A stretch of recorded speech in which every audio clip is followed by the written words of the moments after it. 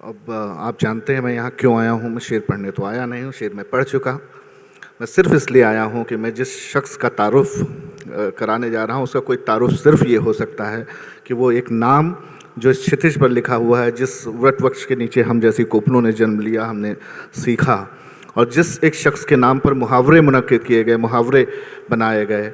अगर आप बचपन में हम लोगों से कहा जाता था कि जब हम पढ़ते लिखते थे और कोई साहित्य में रुचि रखता था तो लोग कहते थे आकर के कि अब बंद कर दो, अशोक चक्रधर नहीं हो जाओगे।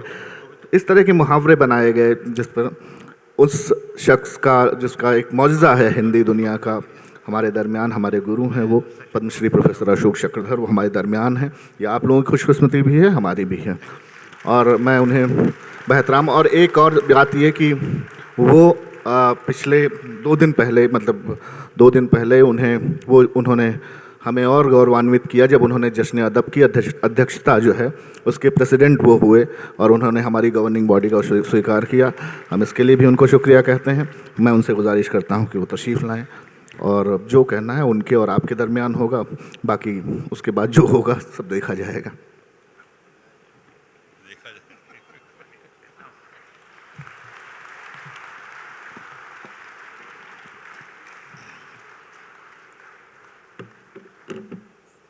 इस नशिस्त का अंतिम कवि हूँ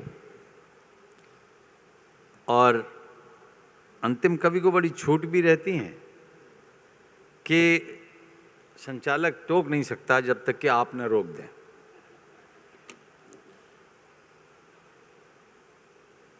आज़ादी रहती है। अब इन्होंने, ये सच है कि मुझे जश्न अदब का अध्यक्ष बना दिया है। जश्न अदब का कद और बढ़ गया था। नहीं सर, इन्होंने पहली बार घोषणा की है यहाँ, तो मैं पहली बार आप सबके सामने स्वीकार करता हूँ कि मैं सुख महसूस करूँगा और अच्छा लगेगा मुझे कि मैं जश्न अदब का सदर हूँ, अध्यक्ष हूँ। जो मुझसे बन पड़ेगा मैं करूँगा, क्योंकि ये साहित्योत्सव है और साहित्योत्सव होते रहने चाहिए। साहित्य एक ऐसी चीज़ है जो हमें बेहतर बनाने के लिए बड़ा ज़रूरी है। जब भी निराशा होती है, आशा की किरण बन के आता है साहित्य। आज जितने भी आपने शायर हजरात को सुना है, अधिकांश मैंने देखा कि बहुत ही हताशा और निराशा से, गम से, हर एक के दरवाजे पे गम खड़ा हुआ है, कहीं पड़ा हुआ है। तो गम जो है ये बड़ी उम्दा चीज़ है। गम ना हो तो फिर आप खुशी को कैसे महसूस कर सकते हैं। लेकिन एक गम मुझे ये है, मैं भी अपनी बात गम से शुरू करूं। एक बड़ा ही प्यारा सा, जैसे लाल छड़ी मैदान खड़ी वाला गाना सुना होगा आपने।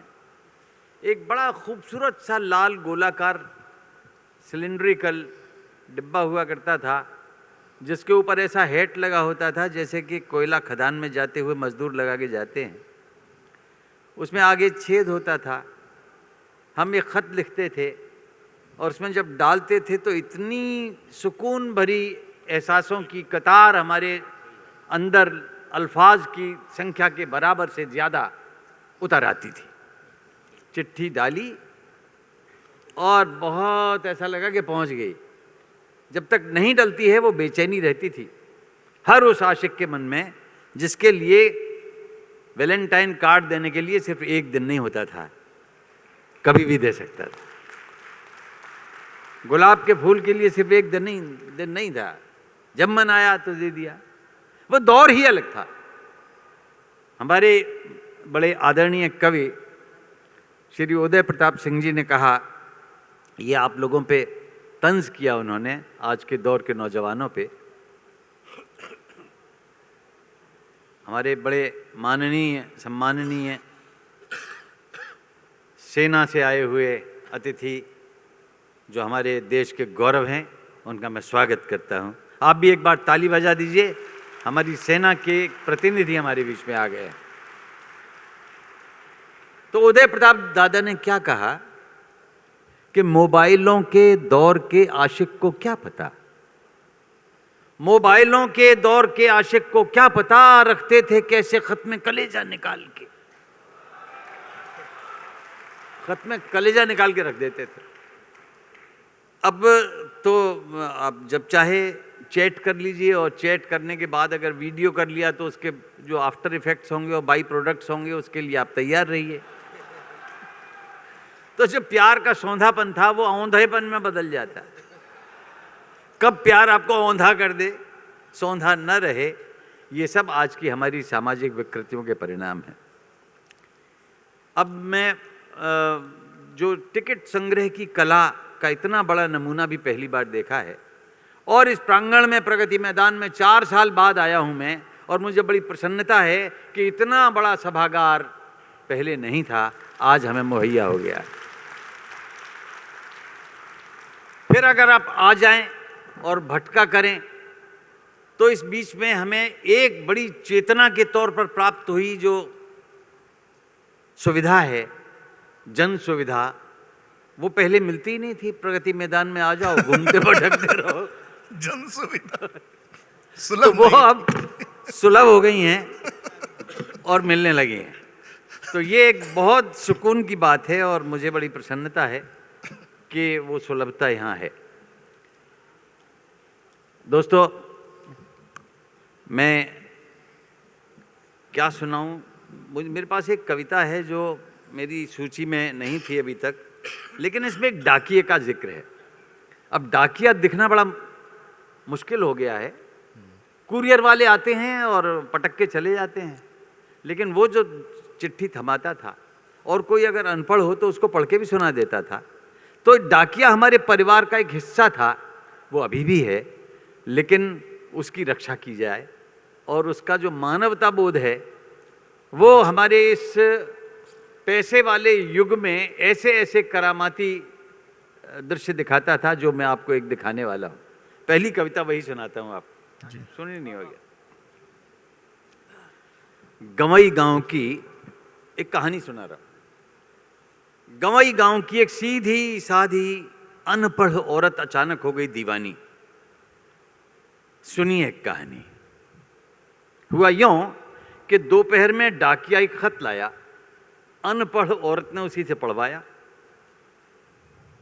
मन ही मन में खत पढ़कर डाकिये ने पूछा, क्यों रे, तेरा आदमी फौज में सिपाही है? बोली हाँ। 3 साल पहले ब्याही है? बोली हाँ। शादी के 2 महीने बाद ही फौज से बुलावा आया? एक श्रोता मैंने पाया। शादी के 2 महीने बाद ही फौज से बुलावा आया? बोली हाँ। और तब से वो अब तक नहीं आया? बोली हाँ। तो सुन, ये खत ये बता रहा है कि तेरा सिपहिया आज शाम की गाड़ी से आ रहा है। वाह। ये खत ये बता रहा है कि तेरा सिपहिया आज शाम की गाड़ी से आ रहा है। ये खबर उस औरत के तन बदन में नाचने लगी और खत छीनकर वो बिना पढ़ी लिखी औरत अपनी उंगलियों की पोरों से उसका एक एक अक्षर बांचने लगी। हाय हाय हाय। वो बिना पढ़ी लिखी औरत अपनी उंगलियों की पोरों से उसका एक एक आखर बांचने लगी। खुशी में रोने लगी, कुछ कुछ बोराई सी होने लगी। कभी इधर भागे, कभी उधर भागे, कभी ठगी सी ठहर जाए, सोते से जागे, खबर किस किस को सुनाए, कुछ समझ ही न पाए। नहीं नहीं नहीं नहीं नहीं नहीं नहीं, खबर किसी को नहीं सुनाऊंगी, सुनाऊंगी तो मारी जाऊंगी। घर बाहर वाले सब घेर लेंगे, मेरे पास आने नहीं देंगे। मैं तो दरवाजा बंद करके यहीं पे रिझाऊंगी। उसके लिए बढ़िया सी रसोई पकाऊंगी, अपने हाथ से खिलाऊंगी, पंखा झलूंगी और पानी पिलाऊंगी। हाय राम, क्या चीज़ सबसे ज़्यादा अच्छी लगती है उसको? क्या खिलाऊं, क्या पिलाऊं? अरे दैया, बात कितनी खराब है, उसकी तो सबसे प्यारी चीज शराब है।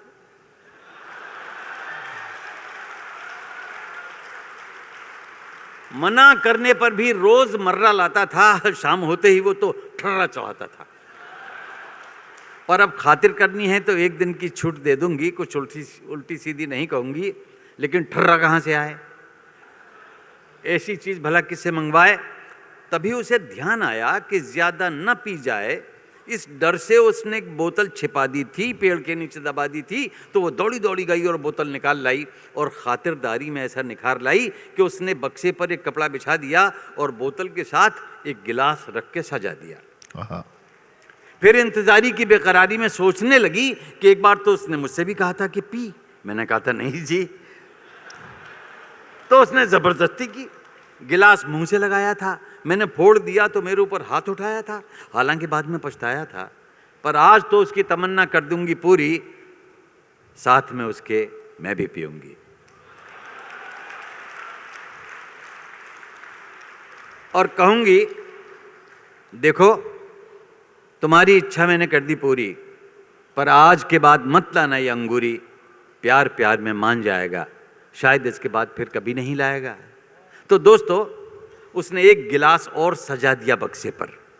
उस दिन, पंक्तियों में ध्यान चाहूंगा, उस दिन बड़ी रुक रुक कर शाम आई, धुक धुक करता दिल धड़का, छुक छुक करती रेल आई, लेकिन सीटी की आवाज सुनते ही वो औरत सिहर गई, क्योंकि एक बात सोचते ही उसकी सारी साधना बिखर गई। अरे वो तो बोतल के साथ बर्फ भी लाता था, आहा, बर्फ के साथ ही ठर्रा चढ़ाता था। अब बर्फ किससे मंगवाऊं, चलो खुद ही ले आऊं। उसने लंबा घूंघट काढ़ा और बर्फ लेने दौड़ गई, पर इधर तो कुछ और ही बात हुई। पीछे से सिपाही आया, खुला दरवाजा, बक्से पर बोतल, 2 खाली गिलास, देख के चकराया, माथा ठनका, कमजोर मन का वो सिपाही उसे दृश्य कचोट गया और औरत को बदचलन जानकर लौट गया। इधर औरत बर्फ लाई, आते हुए बूटों के निशान, जाते हुए बूटों के निशान, कुछ समझ नहीं पाई। और मित्रों कहानी खत्म, पैसा हजम। आप कहेंगे इस कहानी में क्या दम, कहानी बेकार है, फालतू सुनाई है, इसमें क्या सार है? तो दोस्तों मैंने कहानी आपको इसलिए सुनाई कि आप इतने सारे लोग इसे सुने, और कभी संयोग से किसी गली में, सड़क पर, मोहल्ले में या बाजार में वो फौजी आपको मिले तो उसे असलियत बता देना, उसे समझा देना कि तेरी औरत आज भी तेरे आते हुए बूटों के निशानों पर उंगलियां फिरा रही है और तेरे जाते हुए बूटों के निशानों को अपने आंसुओं से मिटा रही है। लौट जा, लौट जा, उसका बहुत ऊंचा चरित्र है। लौट जा पगले, उसकी आस्था तो गंगा से भी ज्यादा पवित्र है, उसकी आस्था तो गंगा से भी ज्यादा पवित्र है। वाह वाह वाह वाह, आस्था तो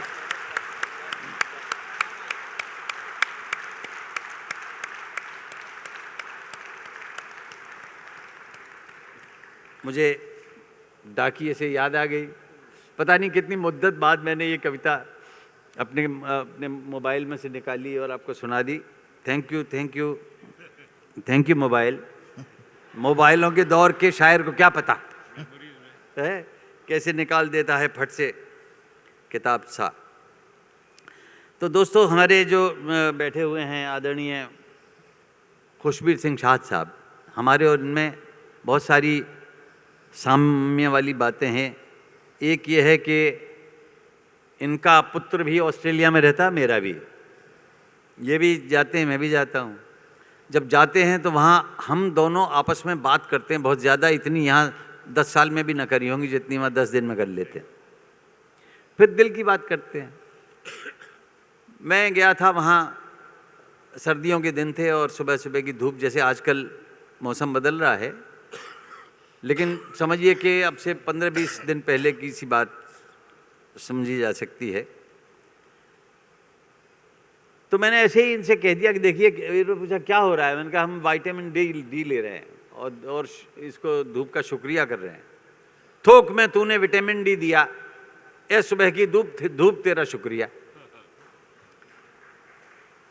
अब ताली तो मेरे दिल ने बजाई होगी।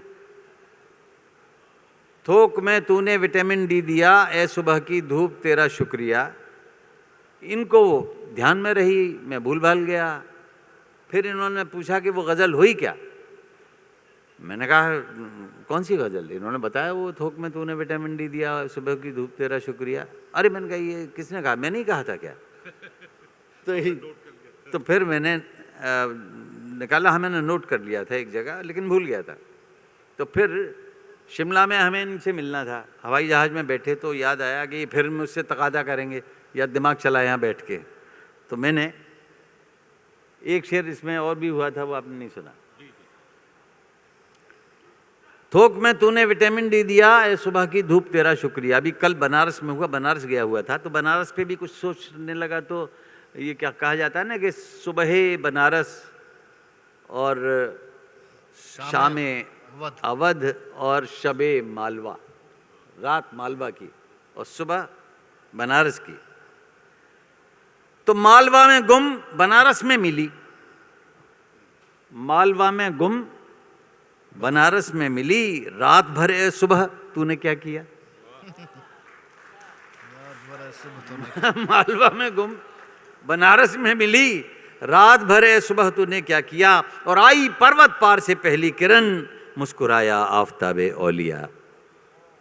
और ये शेर देखिएगा कि रात के आंसू नदारद हो गए, रात के आंसू नदारद हो गए, जैसे तूने ओस का पानी पिया। रात के आंसू नदारद हो गए, जैसे तूने ओस का पानी पिया। ईस्ट से ले वेस्ट तक दम की धरा, ईस्ट से ले वेस्ट तक दम की धरा। तुम लड़ो ए नॉर्थ साउथ कोरिया। हमें तो मतलब तो ईस्ट और वेस्ट चाहिए। तुम लड़ो, कह रहे पक्षी तबस्सुम की गजल, थम गए हैं मौत मातम मरसिया। और चक्रधर तू गजल क्या कहता भला। मैं गजलकार नहीं माना जाता, मेरी शैली अलग है। चक्रधर तू गजल क्या कहता भला, तेरे अंदर शाद आया शर्तिया। मेरे अंदर शाद आया तभी कुछ बात हुई। और एक और शेर सुन लीजिए कि मैं पसीने से हुआ हूं तरबतर, मैं पसीने से हुआ हूं तरबतर, लाओ दे दो तालियों का तौलिया। मैं पसीने से हुआ हूं तरबतर, लाओ दे दो तालियों का तौलिया। तो ये देखिए पेंडेमिक में हुआ था एक दिन का लॉकडाउन, याद है, टोटल लॉकडाउन, देश भर में बंद सारे गांव कस्बे और टाउन, याद है निर्जनता का भूतपूर्व नजारा, हमें पहचान में नहीं आ रहा था देश हमारा, याद है पूरा भारतवर्ष बंद, खुंदक में नहीं हुजूर, स्वेच्छा से बंद। आप बहुत समय पे पधार रहे हैं साहब, वाह, आइए बैठिए। ये तो जाती हो गई, मतलब जोड़ा बन के आए थे और यही को वहां बैठा दिया, एक को इधर बैठा दिया। तालियां बजा दीजिए इस बिछुड़न के पीछे। देखिए ये बात हुई ना। आइए वहीं कुर्बानी। मैं पोस्टल विभाग के सौमनस्य का और प्रेमियों के मिलन को संभव कराने के आपके प्रयत्नों का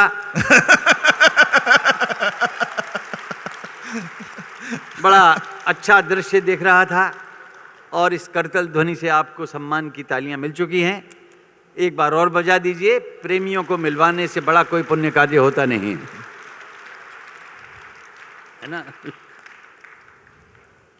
याद है निर्जनता का अभूतपूर्व नजारा, हमें पहचान में नहीं आ रहा था देश हमारा, पूरा भारतवर्ष बंद, खुंदक में नहीं हुजूर, स्वेच्छा से बंद, मेले बंद, मॉल बंद, धरने हड़ताल बंद, दंगे बंद, दारू बंद, मियाँ मेहरारू बंद, रेल बस जहाज बंद, सारे कामकाज बंद, गुटखा तांबूल बंद, सड़क स्कूल बंद, मंदिर दरगाह बंद, मस्जिद में पनाह बंद, चर्च गुरुद्वारे बंद, ये सब के सब उस कमबख्त कोविड के मारे बंद। सूनी सड़कें, सूने गलियारे, सूने मोड़, कहाँ गायब हो गए 135 करोड़। भाई साहब, सूनी सड़कें, सूने गलियारे, सूने मोड़, कहाँ गायब हो गए 135 करोड़। उस दिन जब शाम के 5 बजे तो कोविड योद्धाओं के सम्मान में एक साथ बजे ताली, थाली, घंटी, घंटे, घड़ियाल, शंख, मजीरा और यहाँ तक कि बच्चे का झुनझुना। ऐसा कभी देखा या सुना? दुनिया की मानव जाति सन्न थी, लेकिन प्रकृति नटी कितनी प्रसन्न थी। ओ मनुष्य अपनी खिड़की से, दरवाजे से, बालकनी से, छत से या अपने छज्जे से, अरे नमूने देखा तूने, तेरी चेतना सुन्न थी, तेरे निष्क्रिय हो जाने से नेचर मैया कितनी प्रसन्न थी। हम सांस ढंग से नहीं लेते थे और जो तारे दिन में दिखाई देते थे गर्द और गर्दिश के मारे, रात में दिखे थे सारे के सारे। दूर जलंधर से हिमालय दिखता था। तब लगा कि प्रकृति हमारे सहारे नहीं है, हम हैं प्रकृति के सहारे। तब साहब एक और गज़ल, जब शाद साहब बैठे हुए हैं तो गज़ल ने और अंगड़ाई ली, मैं बता रहा हूँ। एक और सुनाता हूँ गज़ल अंत में। और अंत कब आएगा पता नहीं मुझे। इसका कारण भी बताऊंगा कि क्यों ऐसा मैंने कहा। देखिए, एक कहलाता है आमद का शेर, उतरता है ऊपर से। अब इसको हर भाषा वाले लोग मानते हैं, अंग्रेजी के लोग भी मानते हैं कि म्यूजेज हैं जो आती हैं ऊपर से, उतरती हैं देवियां, सरस्वती माँ सरस्वती की कृपा होती है, तो आमद का शेर होता है। अच्छा, एक तो आमद का हो गया जो अच्छा होगा ही होगा भाई, जब ऊपर से आया है तो। बाकी होते हैं बरामद के शेर, समझे? वो इकट्ठा करता है शायर तो क्या मिलाता मिलाता बहुत सारे इकट्ठा कर लेता है। और पहला जो शेर होता है उसको मतला कहते हैं, मतला। फिर गजल भी दुखी हो जाती है और शायर से कहती है आप बहुत आगे, अब मतला, तेरा मतला ही ठीक था, मतला। तो मतलब सुनाता हूं मैं आपको। देखिए, मैं अंतिम कवि हूं, जरा चादर अच्छी तरह बिछाइए, आप बैठ जाइए। अंतिम संस्कार करना है ना मेरा आपको, ठीक है। मैं इसमें ये कहना चाहता हूं कि प्रकृति में क्या सबसे बढ़िया बात है कि प्रकृति का हर उपादान, हर घटक तत्व दूसरे की मदद करता है। अगर परस्पर सहयोग, निस्वार्थ सहयोग न हो तो प्रकृति अपना कारोबार नहीं चला सकती है, और अपने काम का, अपने सहायता करने के ढंग ढर्रे का कोई मुआवजा प्रकृति का कोई भी तत्व नहीं लेता है। निस्वार्थ मदद करते हैं। तो ये पहले शेर में देखिएगा, बीज के अंदर अंकुर ने अंगड़ाई ली, बीज के अंदर अंकुर ने अंगड़ाई ली, मदद करी माटी ने एक न पाई ली। स्वार्थ नहीं था। बीज के अंदर अंकुर ने अंगड़ाई ली, मदद करी माटी ने एक न पाई ली, और भू के ऊपर, धरती के ऊपर, भू के ऊपर अंकुर झूम झूम नाचा, झूम झूम नाचा। इधर से हवा चली इधर नाचा, उधर से चली इधर नाचा। भू के ऊपर अंकुर झूम झूम नाचा, कहो हवा ने कोई नाच सिखाई ली। ऐसे ही बजाते रहिएगा तालियां। मैं आपको वो सारे काम के मुआवजे के नाम बताता हूं कि किन किन कामों के लिए क्या मुआवजा लिया जाता है। तिरता तिरता पत्ता, मैं बिंब दिखाऊंगा इसमें, तस्वीर दिखाऊंगा। तिरता तिरता पत्ता तट तक आन लगा, तिरता तिरता पत्ता तट तक आन लगा, क्या लहरों ने कोई भी उतराई ली।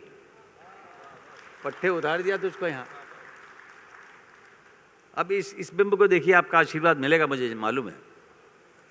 टहनी ने एक फूल को झुमका बना लिया, टहनी ने एक फूल को झुमका बना लिया, क्या क्या डाली ने कुछ गहना गढ़वाई ली।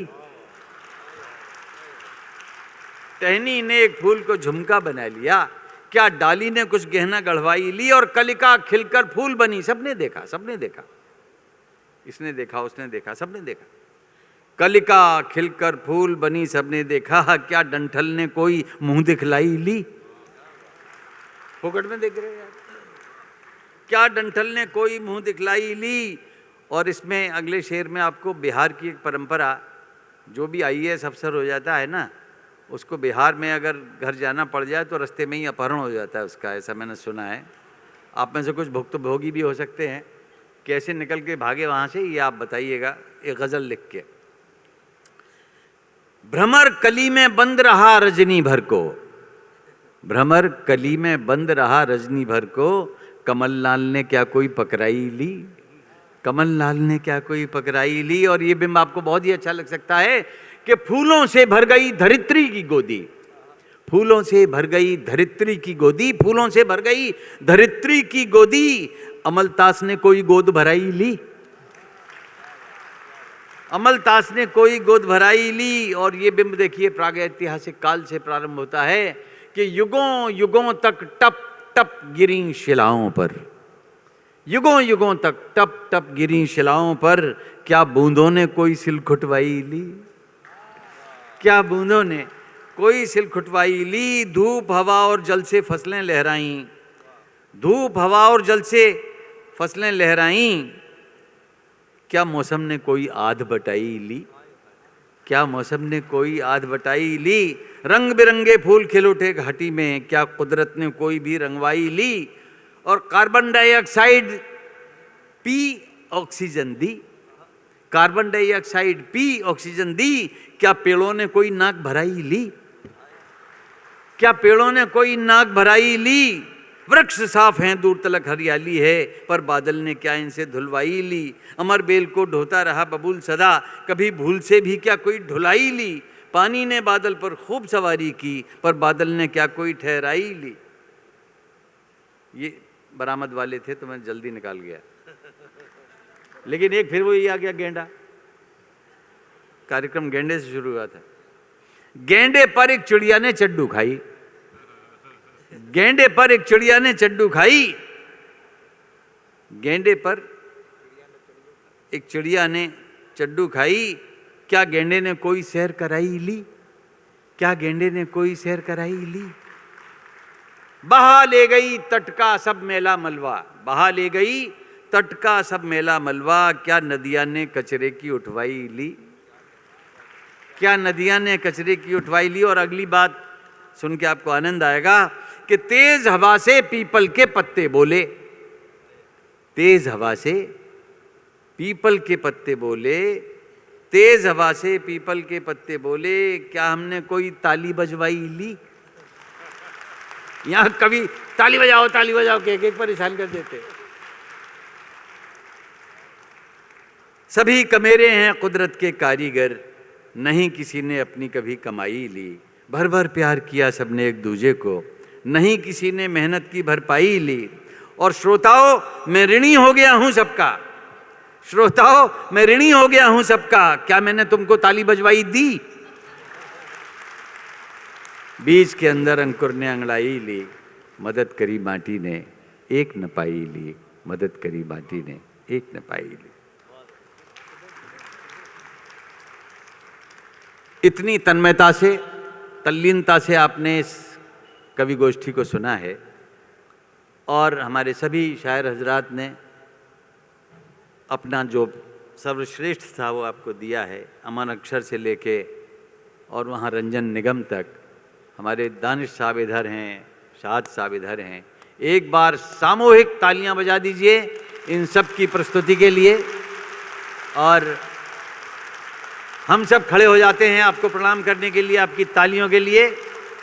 अभिनंदन करते हैं श्रोताओं का। बहुत शुक्रिया आप सभी का। जब तक श्रोता रहेंगे तब तक कवि रहेंगे।